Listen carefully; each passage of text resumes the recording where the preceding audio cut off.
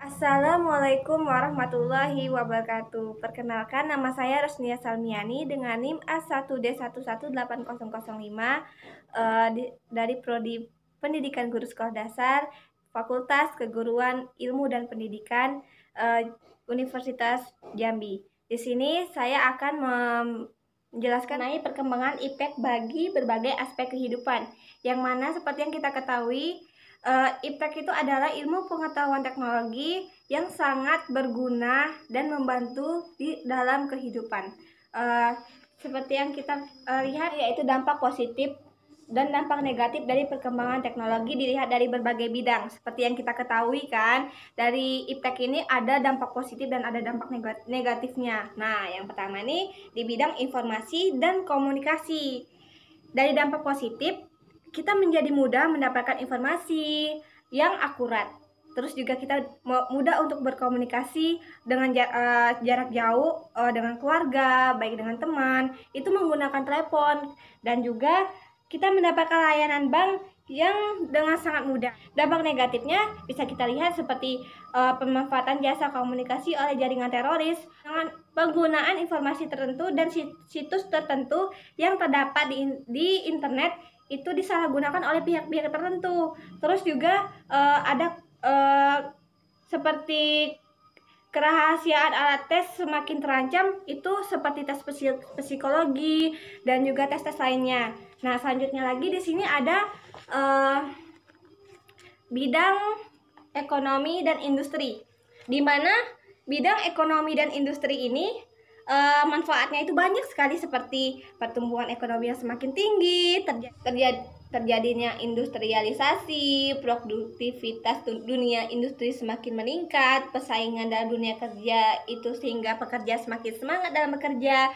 Terus adanya kemajuan-kemajuan di berbagai bidang seperti kedokteran, ekonomi, dan di sini juga ada bidang sosial dan budaya. Di sini bidang sosial dan budaya IPTEK itu sangat berpengaruh besar. Seperti di bidang sosial dan budaya ini, dampak positifnya itu perbedaan kepribadian pria dan wanita, meningkatnya rasa percaya diri, tekanan kompetensi yang tajam di berbagai aspek kehidupan.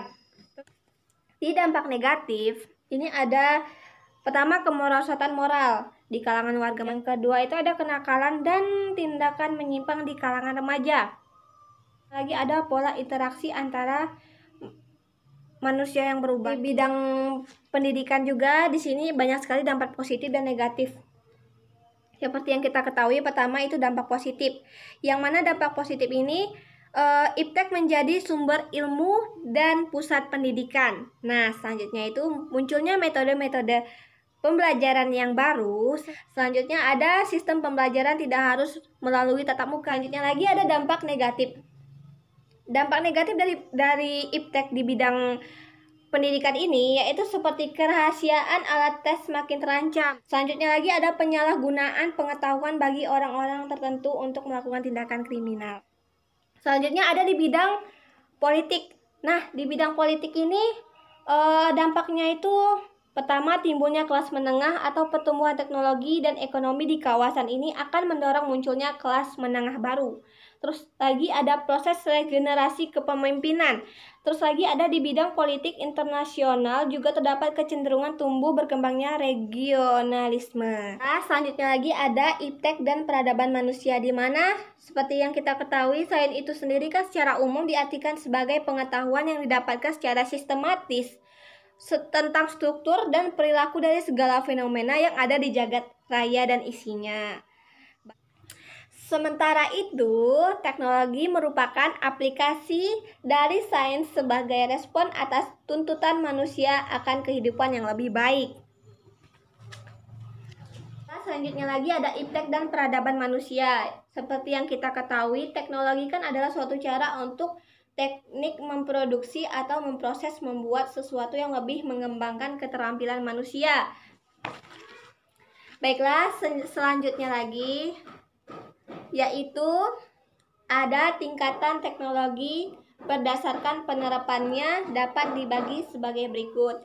Pertama itu ada teknologi tinggi, selanjutnya ada teknologi madya, selanjutnya lagi ada teknologi tepat guna. Ada mengenai pemenuhan kebutuhan primer dan sekunder. Nah, primer ini sandang, pangan, papan, dan selanjutnya ada pemenuhan kebutuhan sekunder, yaitu di bidang industri.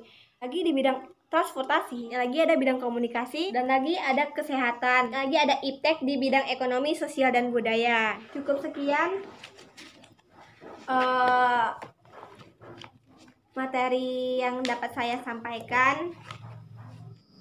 Saya akhiri. Wassalamualaikum warahmatullahi wabarakatuh.